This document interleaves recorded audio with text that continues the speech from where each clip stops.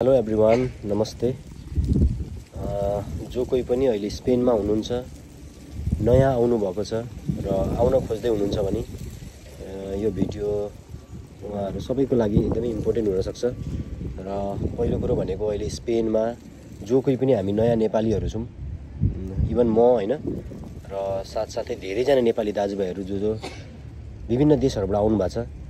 हामी निकै सचेत र निकै होसियार भएर हिँड्नुपर्ने अवस्था आएको छ, आउँदैछ।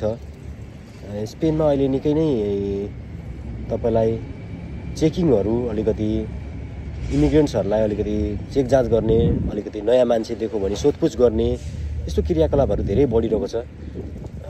पुलिसले, नगर पुलिसले, विभिन्न विभागको पुलिसहरू हुन्छन् यहाँ तपाईलाई होइन, त्यस्तो पुलिसहरूले अनुगमनमा काम गर्ने क्रममा पक्रेको, घुम्दाखेरि पक्रेको विभिन्न कुराहरू आइरहेको छ। मैले नै तपाईलाई यहाँ बार्सिलोनामा एकजना भाइ हुनुहुन्छ, काम गर्दै गरेको अवस्थामा मलाई उहाँको अब कम्प्लेन गरेर त्यहाँ पुगेको हो कि मान्छे होइन, अब नगर पुलिस हुन्छ होइन, त्यस्तो पुलिसले उहाँले चाहिँ भन्नुभयो तपाईलाई सिभिल ड्रेसमा हुनुहुन्थ्यो, सिभिल ड्रेसमा आएर सोधपुछ गर्दाखेरि अब त्यसरी पक्रेर अहिले उहाँको मुद्दा चलिरहेछ होइन। अनि त्यस्तो कुराहरू अब भर्खरै तपाईँलाई नेपाली स्पेनले पनि हाल्नुभएको छ, दिदीले पनि होइन, मालागाको केस होइन। मालागामा चाहिँ उहाँ चाहिँ तपाईँलाई मसँगै बसेको मान्छे हुनुहुन्छ उहाँ चाहिँ होइन, पहिला म पनि मालागामा बस्थेँ, उहाँलाई पनि तपाईँलाई उहाँहरू पनि घुम्ने क्रममा के गर्ने क्रममा उहाँहरूलाई पनि पक्रेर विभिन्न सोधपुछ गर्ने क्रममा उहाँहरूलाई पनि अहिले मुद्दा चलिरहेछ। यस्तो धेरै केसहरू अहिले देखिरहेछ होइन, काम गर्ने क्रममा पक्रेको यहाँ बार्सिलोनामा त्यो भाइको केस छ मैले बुझेको अनुसार होइन।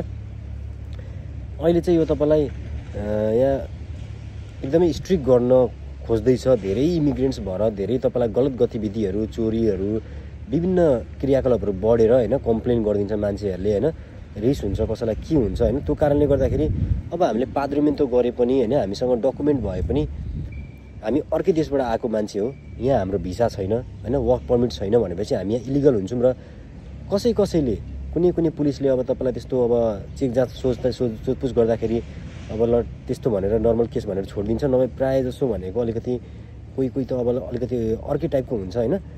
पुलिसहरू अनुसार पनि हुन्छ, अब तपाईँलाई कुन पुलिसले पक्रिन आएको, कुन पुलिसले तपाईँलाई सोधपुछ गर्दैछ, नगर पुलिस हो कि अब कुन पुलिस हो, त्यो अनुसार पनि फरक हुन्छ।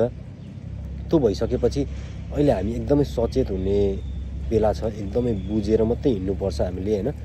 एकदमै दिन प्रतिदिन यहाँ तपाईँलाई यस्तो घटनाहरू बढिरहेको अवस्था छ, देखिरहेको छ। त्यही भएर अब जो पनि नयाँ हुनुहुन्छ आफूले अलिकति सचेत भएर हिँड्ने, पुलिसहरू हुँदाखेरि देखिँदाखेरि अलिकति आफू वञ्चित भएर हिँड्ने, अलिकति आफू हिँड्दाखेरि ड्रेसअपहरू अलिकति राम्रो गरेर हिँड्ने, अलिकति हेर्ने बित्तिकै तपाईँलाई होइन, तपाईँलाई क्याचअप नहोस्, तपाईँको देख्ने बित्तिकै तपाईँलाई होइन अलिकति एक्स्ट्रा हुन्छ नि, तपाईँलाई अब यो कस्तो भेषमा छ, कस्तो लवजमा छ, कस्तो हिँडाइ छ, हरेक कुराहरू तपाईँको नोटिस हुन्छ होइन। सो आफू सकभर पुलिसहरूको त्यस्तो केही लफडा काहीँ केही भइरहेको छ भने आफू अब त्यस्तोमा नपर्ने, आफू अलिकति वञ्चित भएर हिँड्ने। इभन तपाईँ अब काम गरिरहेको ठाउँमै पुलिस आयो भने पनि होइन, काम गरिराख्नु भएको छ तपाईँ त्यो ठाउँमा पुलिस आयो भने तपाईँ चाहिँ त्यहाँ अब काम गरेको वर्कर होइन कि त्यहाँ अब तपाईँ किन्न एउटा कस्टमर जस्तो बन्ने, त्यहाँबाट निस्किहाल्ने होइन, बिस्तारै त्यहाँ सोधपुछ गरेर निस्किहाल्ने यस्तो गर्ने, तर त्यहाँ काम गरिराख्ने होइन होइन। यस्तो कुराहरू विभिन्न त्यहाँ म काम गर्दा पनि सिकाउँथेँ। त्यहाँ म 2-3 दिन काम गर्दाखेरि मलाई त्यहाँको ओनरले भन्नुहुन्थ्यो, यदि पुलिसहरू या तपाईँलाई कुनै त्यस्तो शङ्कास्पद मान्छे आएर अलिकति सोधपुछ गर्न थाल्यो भने आफू यहाँ कस्टमर जस्तो बन्ने, म केही सामान किन्न आएको भन्ने, यहाँ काम गर्छु नभन्ने, किनभने फाइन तिराउँछ। किनभने भोलिको दिनमा यस्तै अब तपाईँलाई जस्तै अहिले बार्सिलोनामा एउटा भाइ सुपर मार्केटमा काम गर्नुहुन्थ्यो, रामलादी बादल, अलिकति मेन त्यो अलिकति मार्केटतिर, त्यहाँ चाहिँ त्यस्तै भनौँ न सिआइबी जस्तो अब तपाईँलाई सिभिल ड्रेसमा आएको मान्छेले सोधपुछ गरेर त्यस्तो भइसकेपछि उहाँलाई पनि अब तपाईँलाई त्यही मुद्दा उगर भनेर अब तपाईँलाई मुद्दाहरू हालेर पेपरहरू के दिएको छ, कति जरिवानाहरू के दुनियाँ गरेको छ। अब उहाँ लिगली गइराख्नु भएको छ, वकिल हायर गरिराख्नु भएको छ होइन। त्यस्तै अहिले मालागामा पनि एउटा दाइलाई, हामीसँगै बस्ने पुरानो दाइलाई एउटा त्यस्तै केसमा पक्रेर अब तेरो भिजा छैन, त यसरी यहाँबाट त्यो पासपोर्ट होइन देखाएपछि त तेरो भिसा छैन, सबै कुरा अब सोधपुछ गरेपछि बोलाएपछि पुलिस स्टेसन बोलाएपछि जानुभयो, अनि पासपोर्टहरू सबै हेरेपछि यसरी आएको मान्छे देखेपछि यो ठाउँबाट यसरी आइस, त स्पेनमा आइस, तेरो त भिजा सिद्धिसकेछ, त यहाँ इलिगल छेस, अब तैँले कानुनी रूपमा जा भनेर होइन उसलाई टाइम दिएको छ, उसलाई वकिल हायर गर्नु भनेछ, फाइन भनेको छ। यो भइसकेपछि अहिलेको अवस्था के छ भन्दाखेरि स्पेनमा हामी इलिगलै छौँ। यदि हामीलाई पुलिसले त्यस्तै अवस्थामा घुमेको अवस्थामा शङ्कास्पदलाई त यसलाई त अलिकति यस्तो देख्छ, अलिकति यो त बाहिरको मान्छे हो, एसियन लुक्स देखेर सोधपुछ गर्यो भने चाहिँ तपाईँलाई हामीलाई पनि भोलिको दिनमा त्यो अवस्था आउन सक्छ। यो पाद्रोमेन्तो, यो जुनसुकै लाइब्रेरी कार्ड, हेल्थ कार्ड सबै कुरा बनाए पनि यहाँ बस्छु भन्दा पनि त यहाँ कुन भिजामा छस् त, कुन देशबाट आएको होस् त, के गर्छस् होइन, कसरी बस्छस् त, यो भिजा सिधिसकेको छ, इलिगल छस्। हामी इलिगलै हो नि त। त्यो भइसकेपछि अहिले स्पेनको अवस्था गाह्रो छ होइन। सबैजना 2 वर्षसम्म चाहिँ अलिकति अब जोगिएरै बस्नुपर्छ, जोगिएरै बस्ने अवस्था छ, किनभने यो दिन प्रतिदिन बढिरहेको अवस्था छ होइन। अस्ति नैदेखि यो केसहरू आइरहेछ, सुनिरहेछु म। तर अब यो उहाँहरूको अब डाइरेक्ट भिडियोहरू ल्याउन मिल्दैन, अलिकति उहाँहरूले बोलिदिनुहुन्न, उहाँहरूले मेसेजमा फोनमा कुरा गर्नुहुन्छ होइन।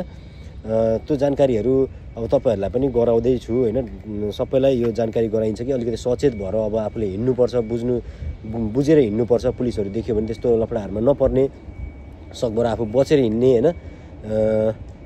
एकदमै अहिले यो केसहरू बढिरहेको छ, सबैजना होसियार हुनु होला र जो कोही पनि आउन खोज्दै हुनुहुन्छ आफूले पनि सोचविचार गरेर आउनु होला। स्पेनमा काम पनि त्यस्तै अवस्था छ, डकुमेन्टको अवस्था त्यस्तै छ। अब दिन प्रतिदिन चाहिँ स्ट्रिक हुँदैछ, धेरै मान्छेहरू आउने भएको कारणले धेरै तपाईँलाई यहाँ गलत गतिविधिहरू, क्रिमिनल कुरा एक्टिभिटिजहरू बढेको हुनाले तपाईँलाई होइन।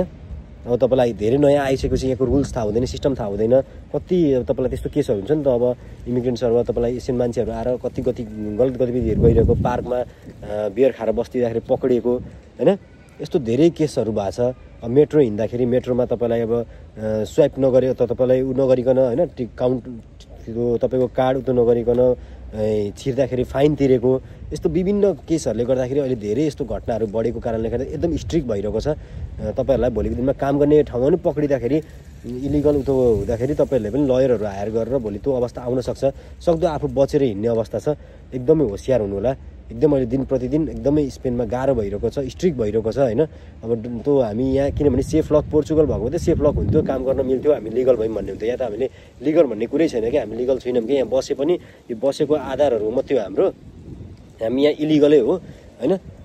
अब त्यस्तै आफ्नो दिन बिग्रेको छ, त्यस्तै अब आफूलाई पुलिसले शङ्कास्पद देखो र सोधपुछ गऱ्यो भने चाहिँ हामी फस्ने हो, नभए त्यस्तो स्ट्रिक्ट त गर्दैन। तर उसलाई शङ्कास्पद लाग्यो, त्यस्तो काम गर्ने ठाउँमा अब जसरी त्यो भाइलाई पक्रेको थियो होइन, तपाईँलाई सिभिलमा आएर त्यसरी पक्र्न सक्छ। त्यो भएर आफू चाहिँ सकभर होसियार हुने, त्यस्तो कन्डिसनहरूमा अब काम गर्ने ठाउँमै आयो भने पनि आफू चाहिँ कस्टमर बन्ने होइन। म चाहिँ यहाँ सामान किन्न आएको भन्ने, त्यसरी आफूले सक्दो त्यो यस्तो कन्डिसनबाट निस्किन खोज्ने, त्यस्तो चाहिँ कुराहरू आफूले होसियार हुनु होला, बुझ्नु होला है। अहिले निकै नै स्पेनको अवस्था गाह्रो छ। यही सानो इन्फर्मेसन तपाईँहरूलाई है, बुझ्नुहोस् होला। तपाईँहरू पनि आफूले बुझेर सोचेर मात्रै आउनु होला। स्पेनको अवस्थामा विभिन्न भिडियोहरू पनि हालिरहेको छु है। हस् त guys, love you all, bye by.